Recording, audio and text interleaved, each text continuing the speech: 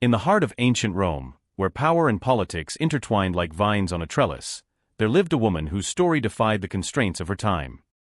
Imagine a world where every gesture, every whispered word, could tip the scales of destiny, a world where women were often seen as mere chess pieces in the grand game of empires.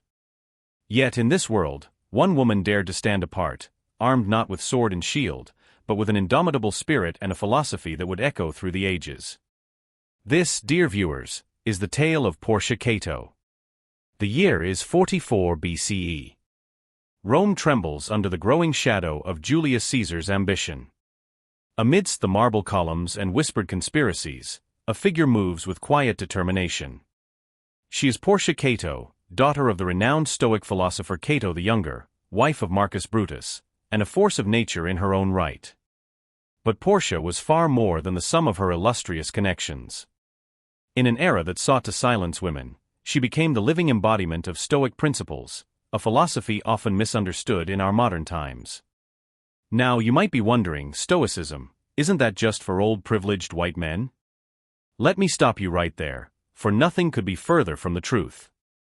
Stoicism, at its core, is a universal philosophy, a beacon of wisdom that transcends gender, race, and social standing. It's a way of life that has been embraced by men and women of all backgrounds throughout history and continues to inspire people from all walks of life today. Porcia's story shatters these misconceptions. She shows us that Stoicism is not about emotionless endurance, but about finding inner strength in adversity. It's about standing firm in your convictions when the world seeks to shake you, and most importantly, it's about recognizing the inherent worth and potential in every human being, regardless of gender or social status. So I ask you, have you ever felt the weight of society's expectations crushing your dreams? Have you ever yearned to find your voice in a world that seems determined to drown it out? If so, then you need to hear about Porcia's journey. Over the next 40 minutes, we'll dive deep into the life of this remarkable woman. We'll explore how she navigated the treacherous waters of Roman politics, found equality in marriage during an age of inequality, and demonstrated her strength in ways that continue to astonish us today. But this isn't just a history lesson. We'll uncover how Porcia's ancient wisdom can illuminate our modern lives. We'll learn to cultivate resilience, value our self-worth beyond societal expectations, and love fearlessly in a world that often seems bereft of courage. So prepare yourselves, dear viewers. We're about to embark on a journey through time. This journey will challenge your preconceptions, inspire your spirit, and transform how you see yourself and the world around you. This is the story of Porcia Cato, the Stoic superwoman who defied an empire. By the end of this video, you'll understand why her legacy continues to resonate, inspiring people of all genders and backgrounds. Are you ready to meet Porcia and discover Stoicism's true inclusive spirit? Then let our journey begin. Early life and background. Let's step back and look at where Porcia Cato came from. Born around 70 BCE, Porcia grew up in a world that was changing fast. Rome was mighty but also full of conflict and prominent personalities. Porcia's dad was a guy named Cato the Younger. Now, he wasn't just any old Roman, he was a big deal. Cato was known for being super honest and sticking to his principles no matter what. He was a follower of Stoicism, a philosophy that teaches people to focus on what they can control and not worry much about the rest. Growing up with a dad like Cato meant Porcia wasn't raised like most Roman girls. Instead of just learning how to be a good wife, she was taught to think for herself and to be brave. Cato's ideas about honor and doing the right thing shaped how Porcia saw the world. Now you might be thinking, that's all well and good, but how does this relate to me? Well, here's the thing. The way we grow up and the people around us all leave a mark. Just like her dad's ideas influenced Porcia, we're all shaped by our upbringing. Think about it for a second. What values did you learn growing up? How have they affected the way you see the world now? Porcia took those Stoic ideas and ran with them. She learned that true strength comes from inside, not from what other people think of you. She figured out that you can't always control what happens, but you can control how you react to it. There's this great quote from Marcus Aurelius, another famous Stoic. He said, "The soul becomes dyed with the color of its thoughts." Portia's soul was dyed with courage, integrity, and fierce independence. But don't think for a second that Portia had it easy. Being a woman in ancient Rome was no walk in the park. Women didn't have many rights and were expected to do what they were told. But Portia? She had other ideas. As we go through Portia's story, remember how she used what she learned growing up to face some tough challenges.